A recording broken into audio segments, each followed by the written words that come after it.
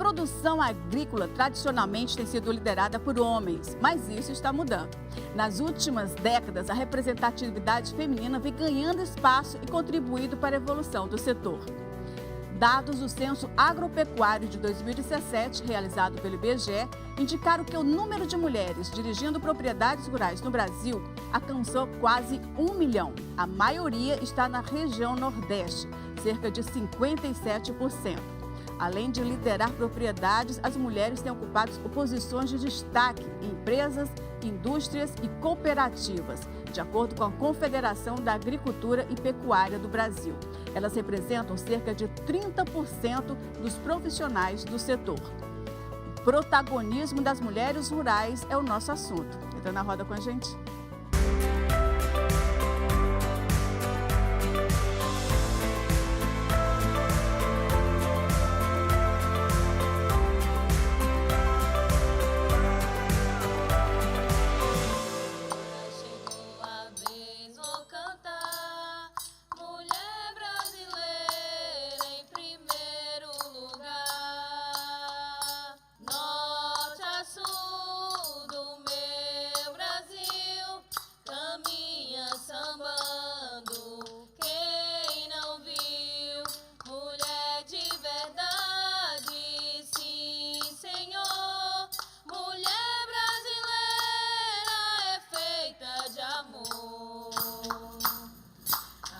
Chegou a vez, vou cantar, mulher brasileira em primeiro lugar.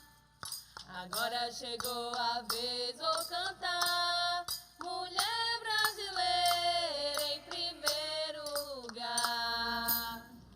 Olá, seja bem-vinda, seja bem-vindo. Estamos começando o Roda de Mulheres com a potência do grupo Balanço do Coqueiro, do assentamento Maceió de Itapipoca. Estamos recebendo também a diretora da Associação para o Desenvolvimento Comunitário, Brena Camilo, a gestora da cooperativa Caruá, Raíssa Oliveira Duarte, Aurigele Alves, diretora de programas da ADEL, e Rojane Santos, além de Bárbara Maria, Maria Daivânia e Regilane Alves, que são essas meninas maravilhosas aí desse grupo Balanço do Coqueiro, não é isso, meninas? Sejam todas bem-vindas, é um prazer grande ter vocês aqui. E já mandando um abraço especial ao pessoal de São Gonçalo, Pentecoste e Itapipoca que estão nos acompanhando aqui. Gente, as mulheres, elas têm conquistado espaço e contribuído ativamente para a evolução do setor agrícola. Mas apesar dessa representatividade, ainda existem muitos obstáculos que dificultam o desenvolvimento econômico e social. Então, eu vou começar a nossa conversa com uma pergunta aqui para a roda. Como é que vocês enxergam esse protagonismo das mulheres no campo?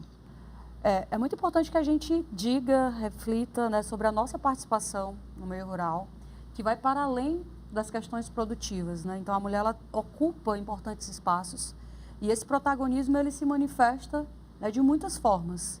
Apesar de que ainda existem inúmeros desafios, inúmeras questões que a gente ainda precisa trabalhar para que esse avanço seja ainda mais significativo, para que nós possamos também continuar galgando mais espaço e ocupar esse lugar de fala, né, que nós mulheres precisamos para que a gente possa também ampliar não só a nossa participação, mas o aproveitamento dos espaços para que a gente possa também gozar de mais políticas públicas, né, de mais direitos e que a gente possa, no final das contas, ser reconhecida pelo importante trabalho que a gente também faz na produção, em casa, nas organizações sociais, em cooperativas, nesse papel de produzir no campo, mas também nessa geração de renda, que, olhando para as perspectivas, mas também para os desafios, ainda são inúmeros. E eu poderia dizer que a ocupação e a valorização da mulher nesses espaços, eu destacaria como um dos principais, porque é o que torna todo o restante difícil. E aí eu acredito que as meninas também podem trazer outras perspectivas, mas, ao meu ver, a ocupação de espaço, para que a gente possa tornar a nossa voz cada vez mais potente, é um dos grandes ainda desafios que nós temos enfrentado. E o que é, assim, bonito de se ver, né? Porque a gente vê aqui essas meninas que são jovens, que estão aí no empreendedorismo também, trabalham. Eu queria ouvir cada um de vocês a respeito da experiência de vocês no campo. Bom, Bom, a minha experiência ela é um pouco diferente porque eu sou natural de Fortaleza, eu me criei, estudei, fiz a minha graduação na capital, mas devido a uma oportunidade de participar do programa Jovem Empreendedor Rural da ADEL, eu ingressei nesse curso, que na época, na minha turma foi em Pentecostes, e foi através do programa Jovem Empreendedor Rural, a gente viu a oportunidade de empreender no campo. E naquele momento a gente também, durante as aulas, né, durante as mentorias, a gente enxergou, na verdade a gente descobriu que existia cooperativa e como ela funcionava e como ela poderia nos possibilitar abrir espaço, abrir portas para poder comercializar, o pequeno produtor conseguir comercializar disputando com grandes mercados, né? Com Mas grandes interessante produtores. essa história, porque geralmente as pessoas saem do campo para a cidade. Você Isso. fez o caminho de volta, né? Na verdade, assim, o olhar que eu tive como é que eu posso dizer? O olhar que eu tive de olhar para o campo e ver a oportunidade de mudar toda a minha história, de sair da cidade, de enxergar essa oportunidade de empreender, foi o que mudou a minha vida, né, lá em 2014. Aí eu fiz o curso, no começo eu ainda estava indo e voltando para a área rural, até que eu firmei o pé e disse que ia morar em São Gonçalo do Amarante, que é o local onde a gente tem produção, né, eu e meu esposo. É a cooperativa Caruá? Na verdade, assim, nós somos alguns agricultores e gestores da cooperativa Caruá, mas existem outros cooperados, outros jovens, outros agricultores, mas no meu caso eu vim da cidade para o campo, porque eu enxerguei essa oportunidade de empreender no campo, e aí com o tempo a gente foi construindo o nosso pequeno negócio, o próprio negócio na área rural, e em conjunto com outros agricultores a gente foi pensando na cooperativa, que era a forma que a gente tinha de juntar e ter força para poder comercializar fora, entendeu?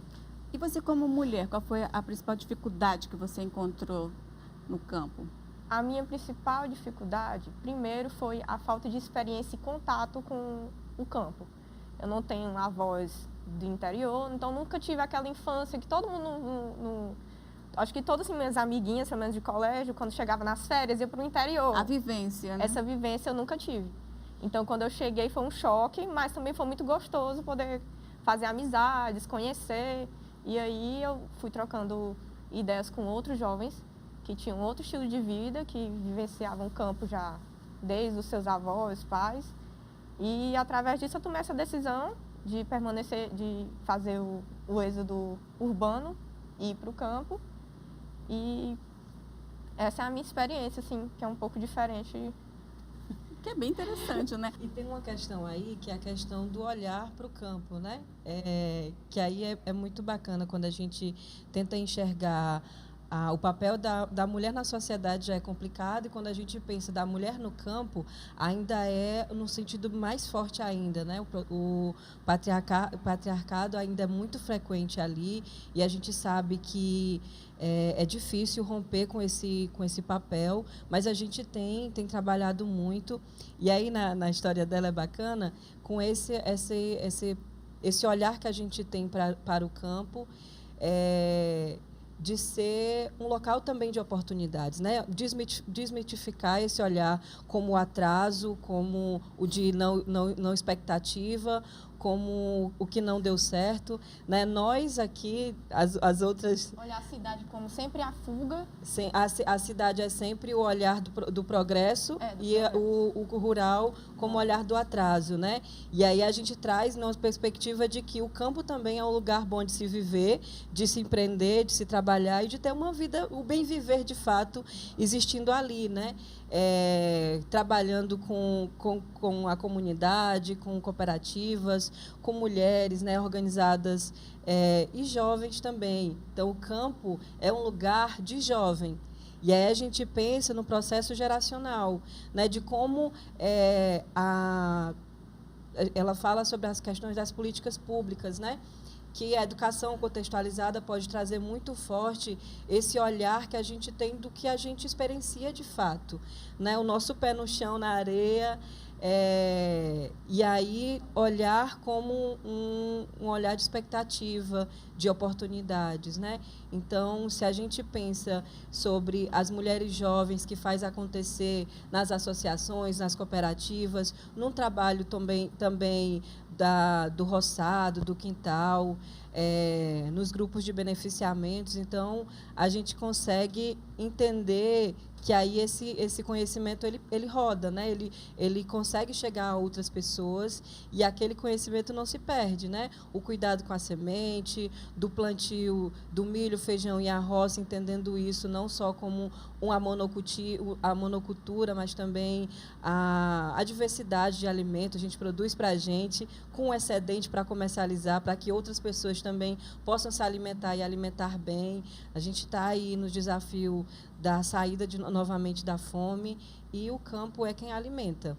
Tem a questão do clima, né, também, que é um grande fator que pode ser um dos obstáculos, mas também pode ser trabalhado isso. A tecnologia está para ajudar o campo, né? Acho que basta de cada agricultor mesmo, né, procurar, porque a gente, estudando, a gente encontra vários métodos, né, de produção, de alta produção, né, tanto para consumo mesmo da família, como que os meninos fazem, né, para vender usando as tecnologias. E como é que é esse acesso a essas novas tecnologias?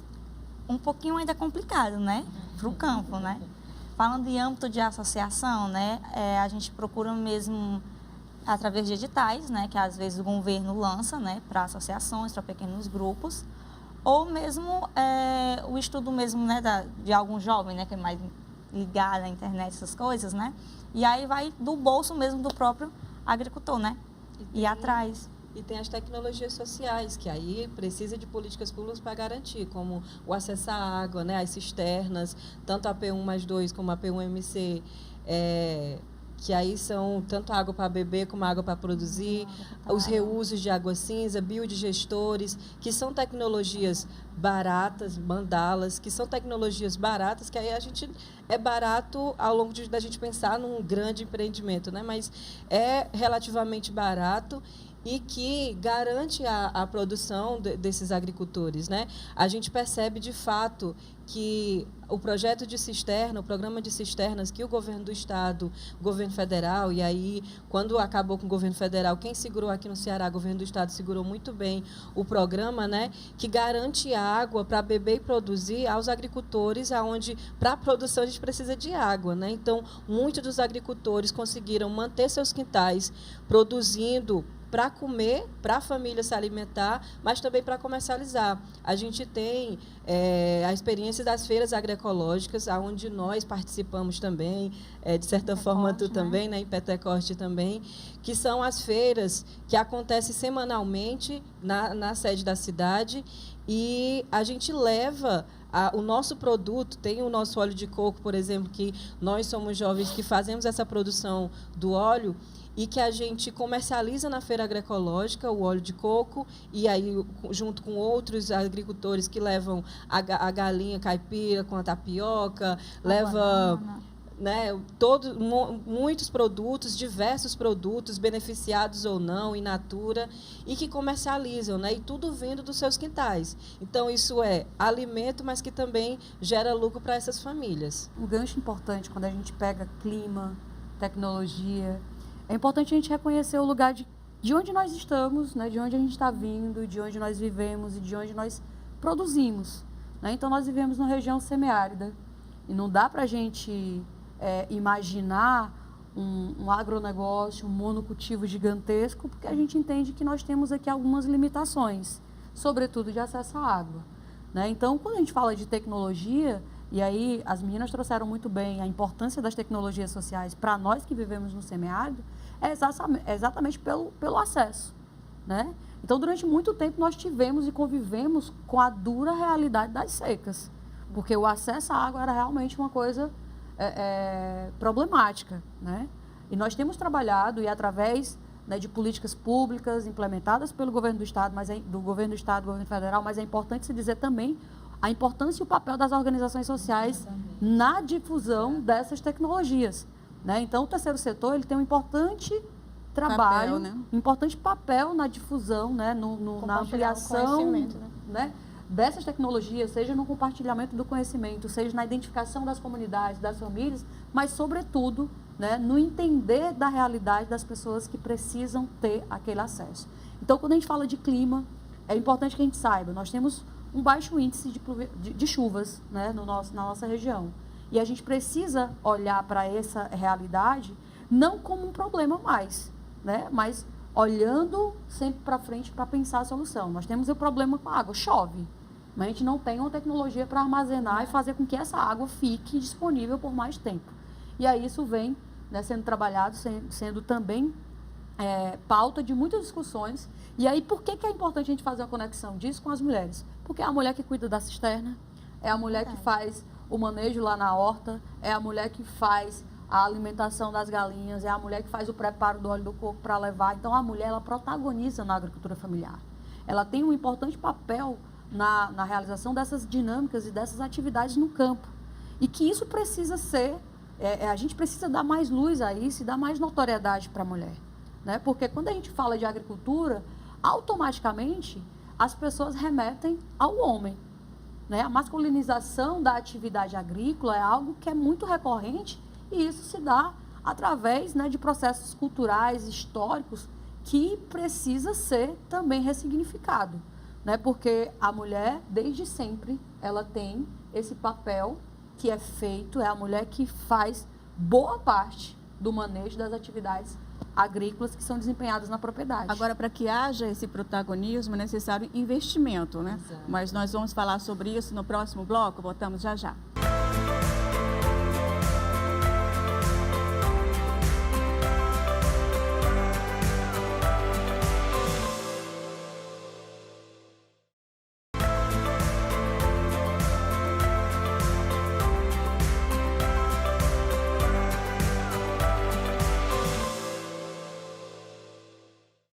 Quem diz que a mulher não participa da produção econômica do país está errado, não vê a realidade. Basta escutar o que esse canto diz.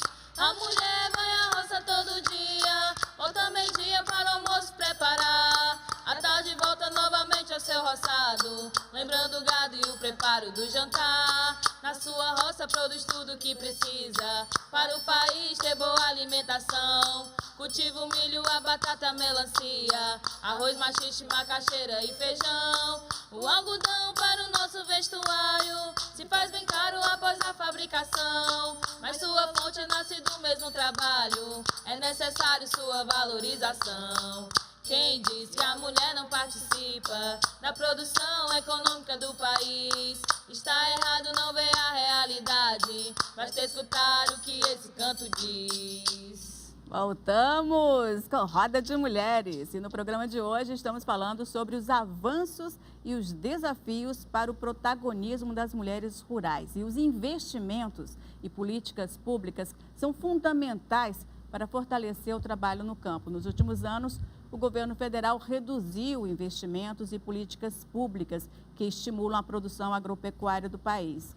E com a entrada do novo governo, os investimentos foram retomados, superando em valores todos os outros anos. Por meio do Plano Safra, o governo federal vai investir 39,3 bilhões para apoiar os pequenos agricultores do país, o que representa um aumento de 19% em relação ao plano anterior.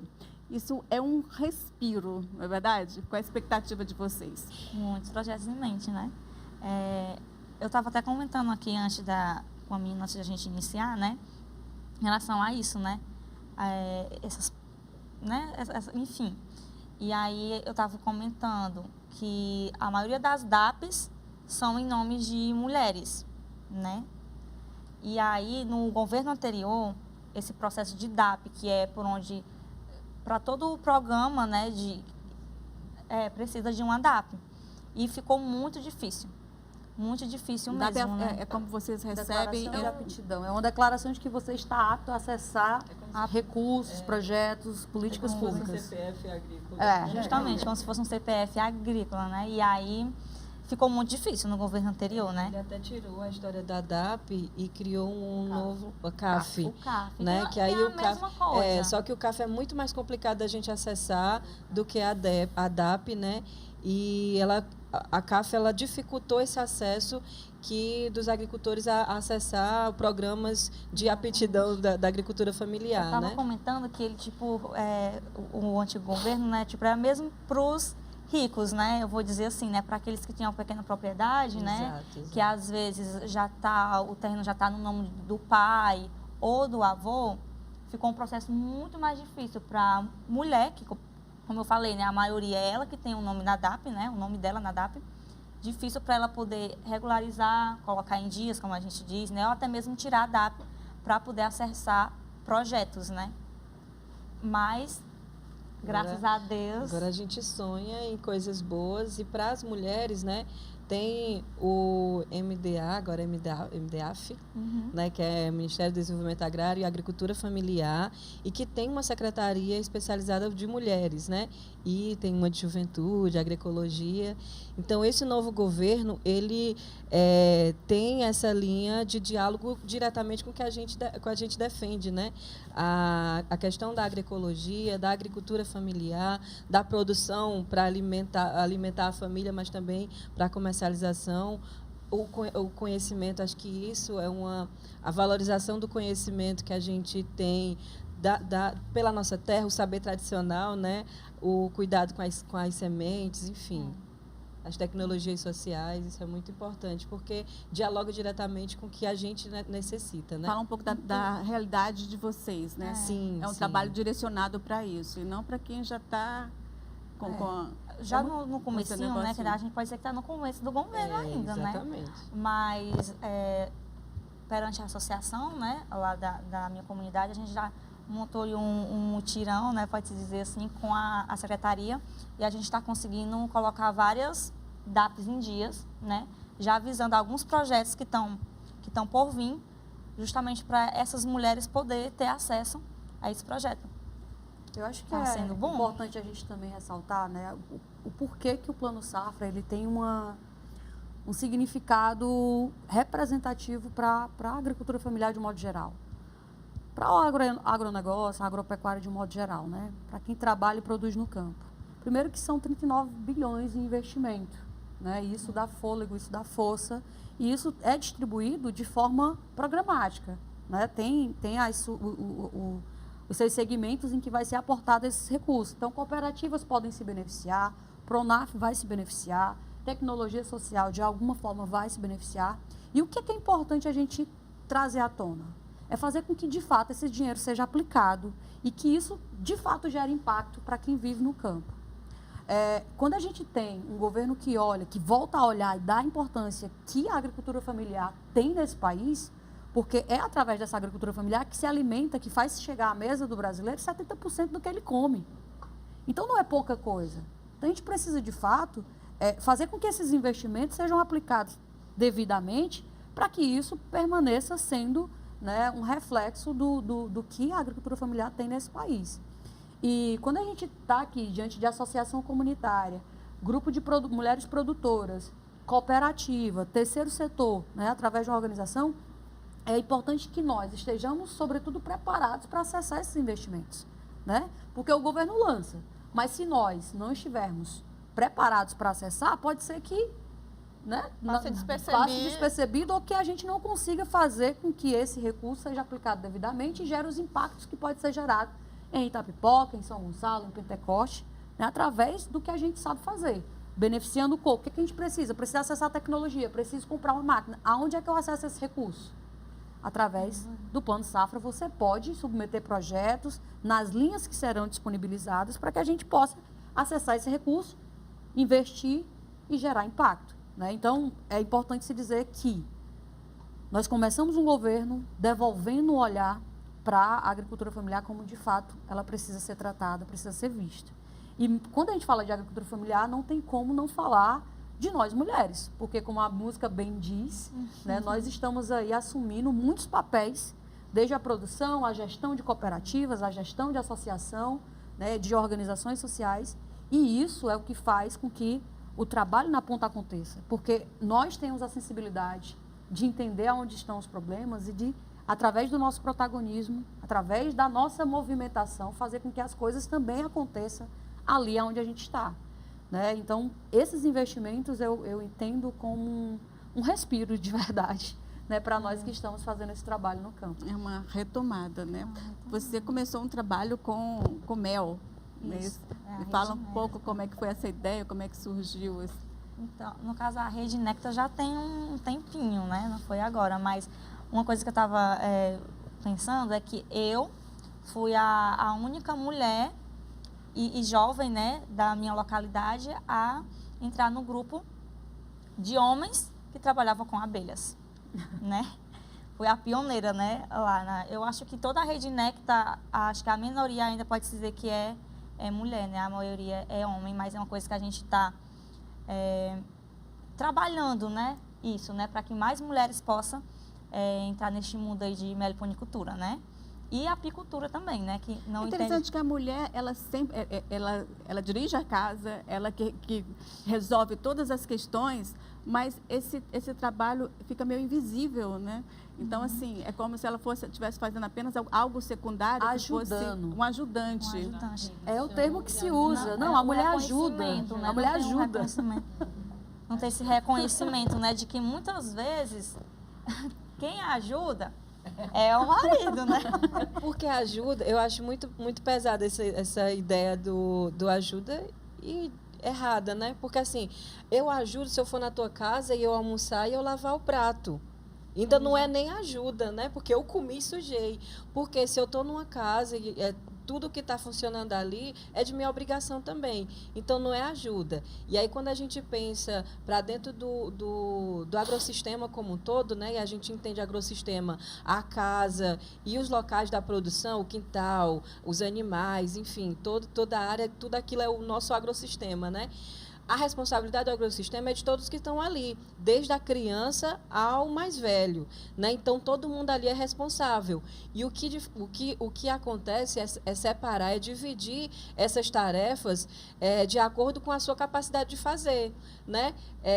Então, a gente também pode contribuir no nosso agrossistema com a forma que a gente pode, né?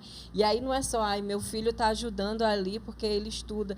Não, o jovem também trabalha no agrossistema e ele precisa ser reconhecido do seu trabalho ali, o jovem, porque a gente vai para o roçado, a gente faz a colheita, a gente faz o plantio, e aí eu estou falando de uma perspectiva de mulher jovem, filha de agricultor, que é só vista assim, a filha do agricultor. Não, eu também sou agricultora, eu também estou ali trabalhando, eu estudo, estou ali fazendo a minha pesquisa enquanto universitária, jornadas, né? Estou ali fazendo minha pesquisa enquanto universitária, mas eu também estou ali no cultivo da produção da família. Então, eu também sou agricultora, né? E aí, por isso que eu me encosto todinha quando falo nesse processo que a gente ajuda. Não, a gente trabalha também. E eu percebi que tem uma versão assim de imagens, né? Por exemplo, quando a pessoa fala em mulheres do campo, né? O que é que vem à cabeça?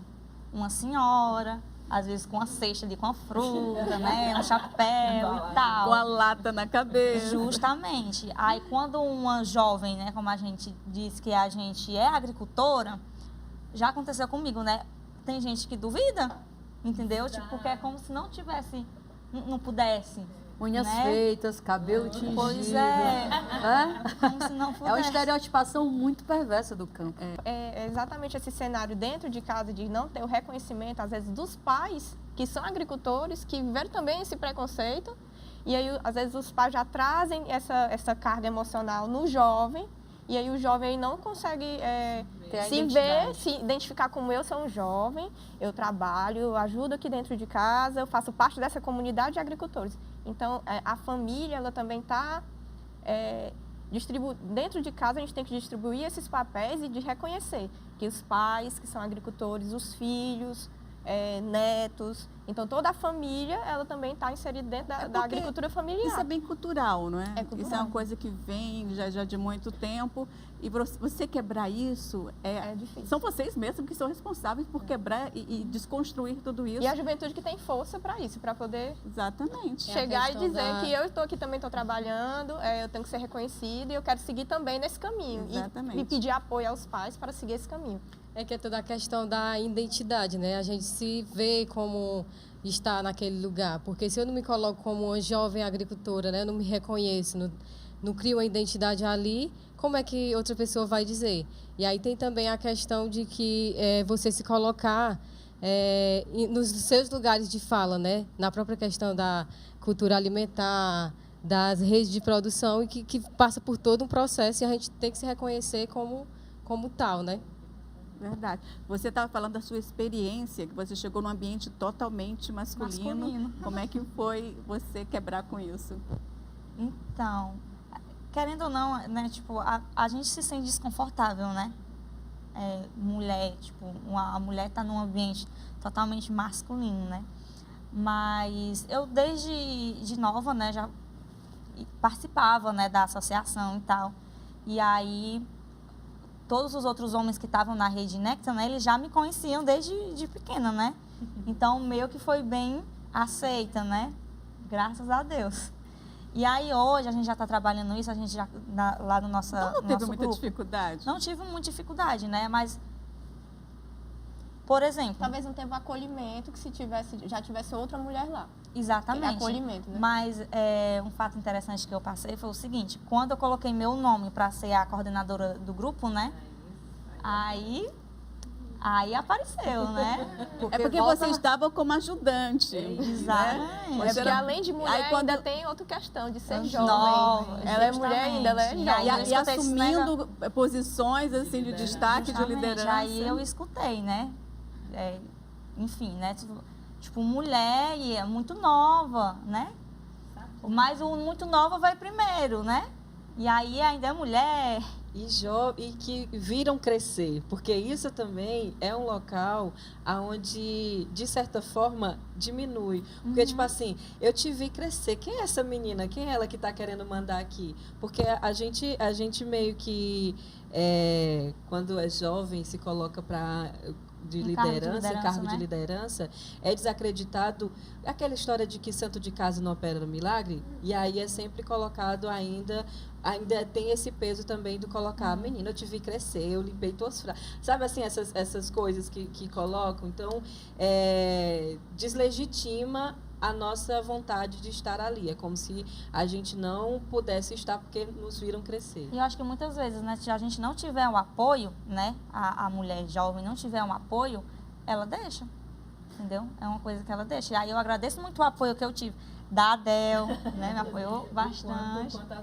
Justamente. A Adel incentivou muito nós, mulheres jovens, a ocupar esses cargos, assim, às vezes, pelo menos na minha situação, às vezes eu ficava, eu não tenho tanta experiência, eu tô aqui no meio dos meninos, os meninos já são, os meninos são da agricultura, tipo, eu tô vindo da cidade, eu já vou aqui no cargo alto de responsabilidade, sempre participando das reuniões, eu acho que eu não vou ter competência de encarar eles. E acabava que sempre por trás estava ali a Adel, sempre... Hoje eu enxergo assim, entendeu? Naquela época a gente era mais nova ainda, que era até 2014, eu ficava, eu não quero. Mas vai, Raíssa, participa, coloca aí para ser diretora. E acabou que hoje é o meu caminho e eu me vejo nesse lugar e, tipo, acho que eu não consigo... Antigamente eu tinha medo de ficar nessa parte da liderança, da gestão, e hoje eu não consigo sair dessa parte da cooperativa. Você se encontrou. Virou uma líder. Virou uma líder, eu não consigo sair da liderança. E só reforçando, assim, o projeto da Adel, né? Eu também faço parte da turma lá de Itapipoca. E aí venho continuar um trabalho que já vem executado pelos meus pais, que são agricultores. Eu também quero seguir esse caminho e estou adentrando no mercado de quintal produtivo. Eu quero saber mais a respeito como é que é esse quintal produtivo, tá, menina? Mas a gente vai saber disso no próximo bloco. Voltamos já já.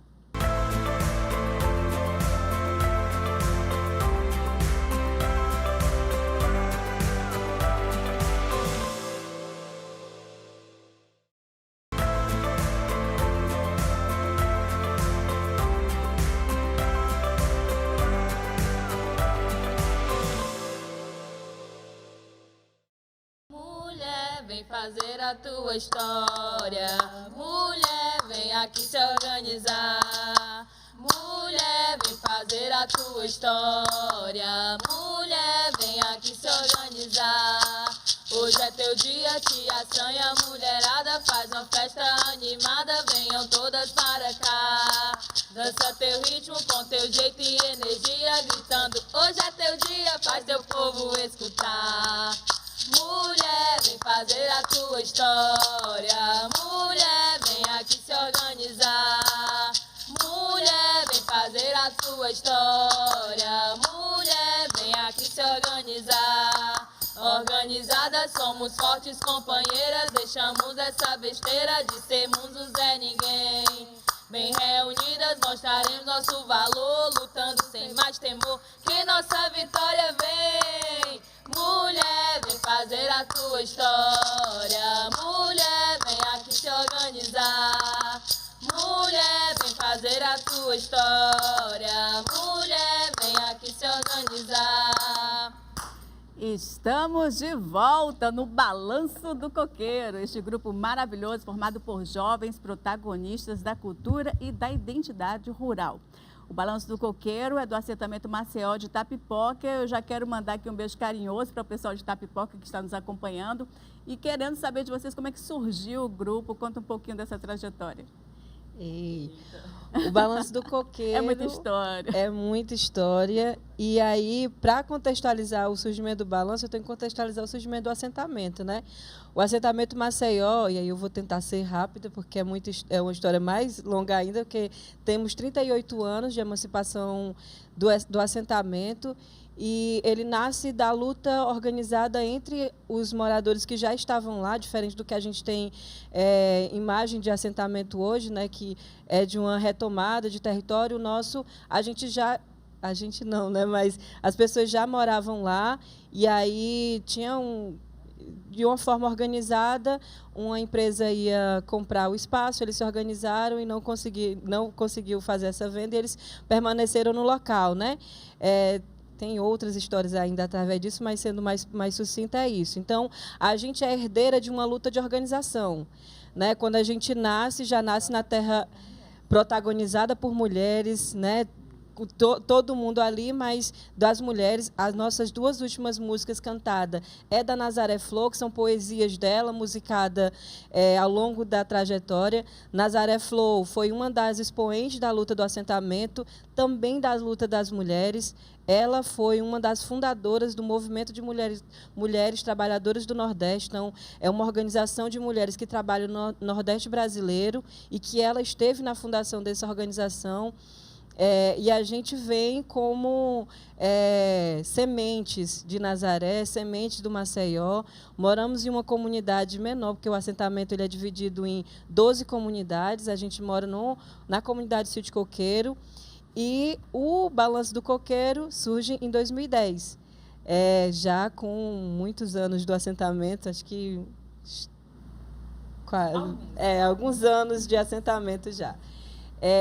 E aí foi, como ela falava sobre o terceiro setor, né? A gente recebe assessoria técnica desde o nascimento do assentamento do CETRA, que é o Centro de Estudo do Trabalho e Assessoria ao Trabalhador e à Trabalhadora, e que trabalha já há mais de 40 anos com os agricultores na perspectiva da agroecologia. E aí a gente vem, né, com o trabalho com as famílias dos nossos quintais agroecológicos, né, quintais produtivos. Então, a gente se reúne ali para debater também como é o ser jovem no campo, né, através dessa perspectiva do protagonismo, da identidade nossa enquanto rural. E a gente diz, além de produzir, a gente também gosta de arte. A gente gosta de cantar, gosta de dançar, gosta de se apresentar. No Ceará, a gente gosta de se amostrar. Então, como amostrado que a gente começou a organizar ali os jovens aprendendo algumas músicas. O CETRA deu algumas oficinas, né? Nos ajudou nessas oficinas de confecção de instrumento. Por exemplo, esse daqui foi a gente quem fez, né? A cabaça do Sítio Coqueiro. E aí a gente foi fazendo o instrumento, as quengas, né? São do coco, Do né? coco, A quenga quenga do de coco. coco. E a gente tira música com isso. Então, fomos ali com o que a gente tinha, sementes, com o que a gente tinha no nosso quintal, levamos para o espaço onde a gente ia aprender a fazer música a partir daquilo. Mas vocês Então, trabalham também com outras linguagens. sim, o teatro, que é muito presente, a escrita de cordel, que é muito presente no assentamento, né? A dança do coco, que é tradicional ali da região litorânea, que a gente é do litoral. E aí a gente vem nessa construção, né? É interessante frisar que esse acompanhamento que o CETRA proporcionou, mas também que os nossos mais velhos, né, do assentamento, que vem trabalhando essa questão da própria luta, né? Porque o assentamento ele foi homologado, mas é uma luta contínua. A gente enfrenta vários desafios o tempo todo, com a eólica, com grandes empreendimentos que estão ali tentando usurpar o espaço dos agricultores e dos pescadores, né? Então, a gente está ali como pessoas que estão sempre de vigília, lutando para preservar esse lugar que a gente vive. Então, a gente usa a arte para levar esse debate e constrói esse debate político também de permanecer no campo, de que a gente é jovem e de trazer esse olhar, né, que é o que a gente está debatendo aqui também, de trazer esse olhar sobre o campo, de que o campo é esse lugar de oportunidade e que a gente não necessariamente precisa sair dele para conseguir produzir, para conseguir estudar, para conseguir desenvolver pesquisa. Nós todas fomos para a faculdade, estamos na universidade, nossas pesquisas giram em torno do assentamento, do óleo de coco, do balanço do coqueiro. Então, é tudo ali muito próximo e a gente não precisa se desligar dessas lutas, que são lutas diárias, né, para poder produzir essa história e conseguir preservar essas coisas que a gente vem produzindo desde 2010. E aí uma coisa bacana é que a gente, enquanto agricultoras, né, como herdeira de uma sabedoria popular e ancestral, a gente também vem como pesquisadora da cultura alimentar, né? A gente tem aqui no Ceará a Escola de Gastronomia, que tem sede aqui em Fortaleza, e nós duas viemos como pesquisa, nós duas, eu e ela, como pesquisa de um saber local, né? Ela pesquisou sobre o óleo de coco, então o nosso óleo ele tem um saber ancestral, mas também um saber construído a partir da pesquisa realizada com a Escola de Gastronomia. A minha pesquisa foi com a crueira, que é um insumo da mandioca. A gente tem no Ceará essa cultura tão forte das casas de farinha. E na nossa casa de farinha, 2 produtos a gente visualizava que, de certa forma, não era aproveitado. Era, mas não tão aproveitado assim, que é a crueira e a manipoeira. Então, a minha pesquisa ela girou em torno da crueira. A gente está conseguindo devolver a crueira para a alimentação também. A manipoeira é aquele que se chama de líquido, veneno, né? E a crueira, o que é? A crueira são pedaços de mandioca que não é triturado não consegue ser triturado e que fica na peneira antes de ir para o forno para virar farinha. Então elas são raspas de mandioca. Que são jogadas são jogadas fora, era jogado fora ou era dado para os animais, né? Então, um reaproveitamento. E aí, no passado, se falava muito sobre o mingau da crueira, que alimentava as crianças, porque era muito complicado ir para o mercado, comprar o mucilon, então fazia com a mandioca. E aí, como ficou mais fácil comprar a maisena, o mucilon, aí se perdeu o uso desse mingau. Então, a minha pesquisa ela girou em torno da crueira para a gente poder pensar em outros alimentos para trazer a crueira de volta. E a gente conseguiu, nessa pesquisa, só na pesquisa, a gente conseguiu fazer 7 alimentos produzidos com a crueira. Bolinho de coco, biscoitinho, bolo, tortas doces e salgadas, molho branco, o próprio mingau. Então, a gente tem várias comidas feitas a partir dessa crueira que era jogada fora, né? Então, agora a gente está conseguindo trazer novamente a crueira. É um produto natural, né? Melhor do que esses industrializados, enfim. E aí o Balanço do Coqueiro surge em 2010 e quando em 2017 a gente faz o Balanço do Coqueiro com produção de beneficiados do coco, né? Que por morar numa região litorânea, a gente tem bastante coco. Aí vamos lá fazer o aproveitamento também desse coco. A gente conhecia o óleo de coco somente pelas nossas avós, né, nossas tias que faziam antigamente. E, tipo, estava se perdendo um pouco, né? Porque era como se fosse um produto que remetesse à pobreza, né? Que não tinha, quando o pessoal não tinha muito dinheiro. E aí a gente vem com essa resistência, né? A gente sente um pouquinho que o pessoal pode não querer o produto, né? Mas a gente foi lá, enfrentou, a gente foi, colocou no mercado, né? E a gente foi também atrás de outras tecnologias, como a gente já falou aqui, né? Com outros equipamentos, a gente mantém a forma artesanal, mas também trazendo uma pegada mais tipo de agroindústria. E eu também estou no programa Jovem Empreendedor Rural, que é a ADEL, né, tá nos proporcionando vários conhecimentos, né, de como empreender no campo. E aí, como a gente vem se desenvolvendo, se construindo apesar do tempo. E aí, em 2017, a gente veio com essa perspectiva do produto, óleo de coco, e aí daí já foram desenvolvidos vários outros produtos, né, além do óleo. Aí tem o coco ralado, tem a manteiga, tem a farinha do coco, o sabonete do coco. Gente, é uma delícia isso, nossa. E aí tudo que remete ao coco, a gente está lá tentando se redescobrir e tentando investir, né, se manter empreendedor no campo, que é um desafio muito grande, mas a gente tá lá tentando. Deixa eu só antes fazer uma contextualização para que ela pegue o gancho de como ela chega nessa proposta, né? Que as meninas vêm falando da ADEL, e aqui nós estamos com um conjunto de jovens mulheres rurais que estão, né, num processo que a ADEL, essa organização social que vem desempenhando esse trabalho desde 2007 aqui no Ceará, aqui no Nordeste do Brasil, com jovens agricultores e agricultoras. E quando elas dizem, a gente participa do programa Jovem Empreendedor Rural, esse é um programa que a gente criou em 2009 exatamente, né, para criar essas oportunidades para que os jovens consigam identificar as grandes oportunidades que existem no sertão, que existem nas suas comunidades rurais, mas que a gente aprende, né, que o quintal do vizinho é sempre mais bonito, ou que as grandes oportunidades estão na capital. E aí a gente começa esse trabalho com essa juventude exatamente para que essa identificação de oportunidades, mas também com esse reaproveitamento do que já é feito, né, com essa construção de identidade, somando força com outras organizações sociais, que esse é o trabalho que o terceiro setor faz, né? Então, fazer esse grande movimento, desempenhando esse papel que esse programa vem, nos últimos 14 anos, fazendo aqui no Estado, com essa juventude, faz com que meninas como Brena, como Raíssa, como a Rojane e os demais de Itapipoca consigam identificar nas suas comunidades essas oportunidades para que eles possam empreender.